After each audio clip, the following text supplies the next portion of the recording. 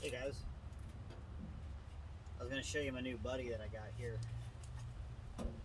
Went down to the Harbor Freight and grabbed their 212cc chipper.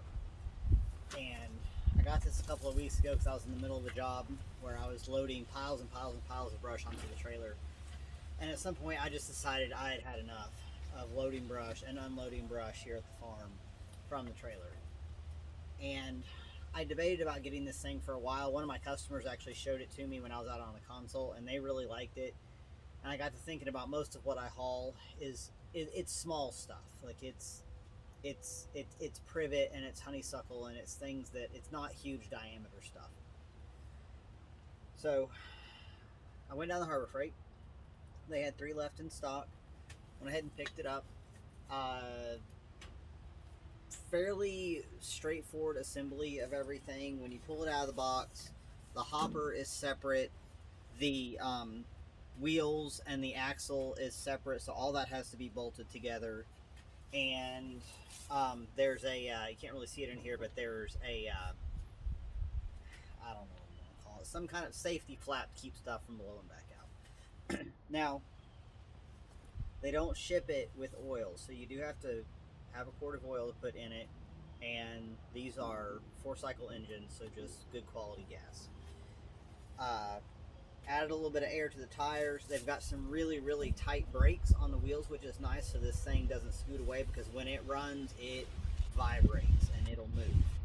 So I got it back out to the job site, put it to work. I was pretty happy with it. Sorry about the excessive wind today. I just trying to get this video out and it's not cooperating. The upper hopper is for small stuff. They say leaves, small brush, and it's a little there's a learning curve to using the upper hopper, because it can kind of whip stuff around like a tornado, and you want to watch your face and have your eyewear on and all that kind of stuff. I wanted to get myself a little more distance between things whipping around, so I made basically a little hopper push stick from scrap lumber, and I made sure the diameter of this thing, no matter how I turn it, I cannot possibly get it down in to where it's going to get chewed up by the blades.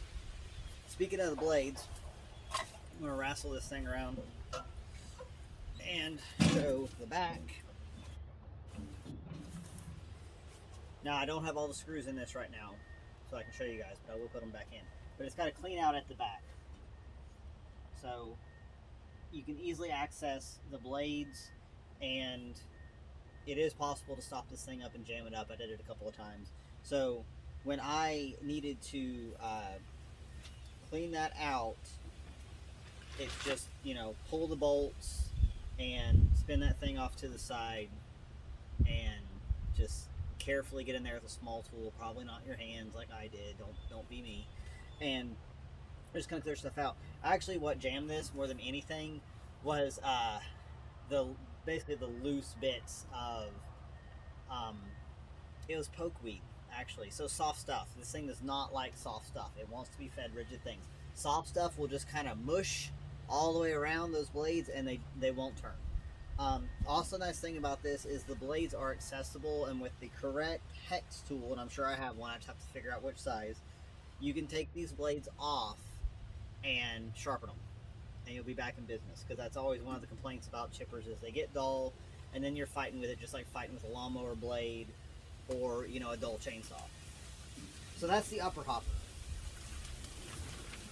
Legal people, I will have that resecured before I run it again. Might swap them out with some, see if I can find some good wing nuts. Be easier to get off and on, won't have to get the wrench out. So the front feed, and this thing's covered in instructions, so you really can't mess it up.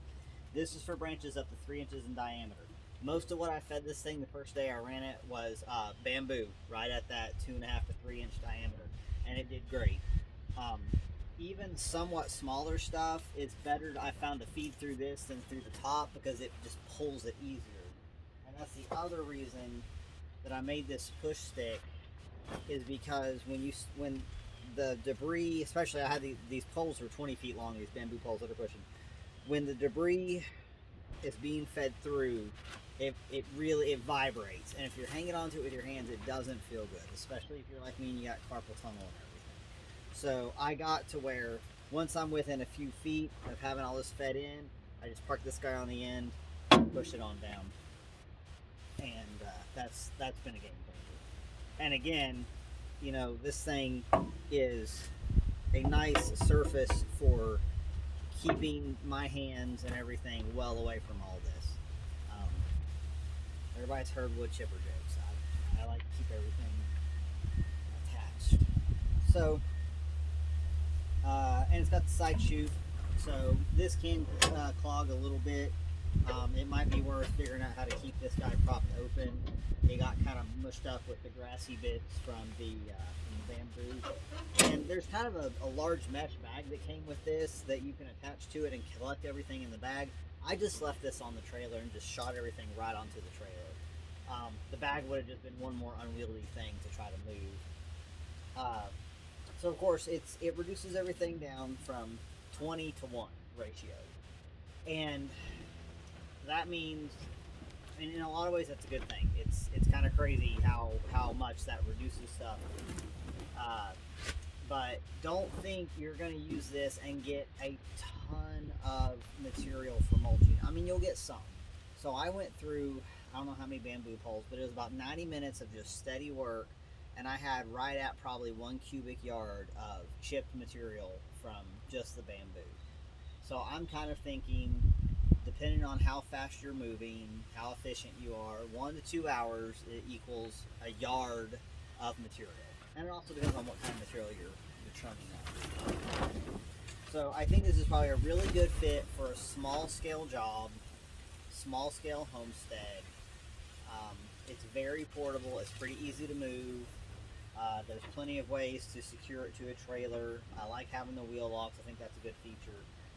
And I think it's going to be a useful little tool. I spent about $700 on it. I went ahead and paid a little extra for the year warranty just because I am the way I am. And it's got this Predator brand. I've got their generator, and it's been incredibly reliable. So I think the engine design is fine. All that's good. This is fairly. I mean, it's not lightweight. It's heavy, but it's not. You can tell it's not super cheaply made. One thing I did end up changing out were the bolts where the hopper comes on.